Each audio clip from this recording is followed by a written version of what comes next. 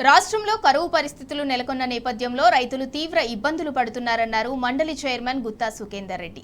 ఈ క్రమంలో రేవంత్ రెడ్డి సర్కార్ కర్ణాటక ప్రభుత్వంతో మాట్లాడి నారాయణపుర ప్రాజెక్టు నుంచి 15 టీఎంసీల నీటిని విడుదల చేయాలని కోరారు.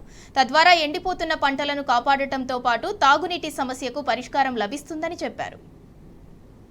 రాష్ట్రంలో ఈ సంవత్సరం వర్షాలు లేకపోవడం, తీవ్రంగా వర్షాభావ పరిస్థితులు, కరువు తాండవిస్తూ ఉన్నది.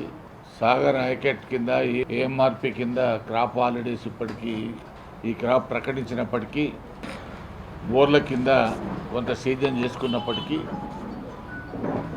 అవి కూడా భూగర్భ జలాలు రోజు రోజుకు తగ్గుతూ ఇవాళ బోర్లు మొత్తం కూడా ఎండిపోయే పరిస్థితికి వచ్చింది. మొత్తం కూడా ఒలిచేలు ఎండిపోయే పరిస్థితికి వచ్చినాయి.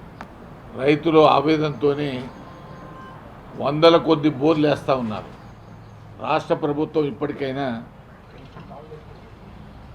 కర్ణాటకలో కూడా వారి ప్రభుత్వం ఉన్నది కాబట్టి నారాయణపూర్ అల్మట్టి నుంచి కనీసం ఒక 10-15 టీఎంసీల నీళ్ళైనా తీసుకొని ఎండిపోయే పంటలను కాపాడేదానికి మార్చి తర్వాత తీవ్రమైనటువంటి మంచినీటి ఎద్దడి కూడా వచ్చేటువంటి పరిస్థితి కనబడుతూ ఉన్నది. మంచినీటి సమస్య అప్పటికప్పుడు పరిష్కారం చేసుకోలేము కాబట్టి ఇప్పటి నుంచే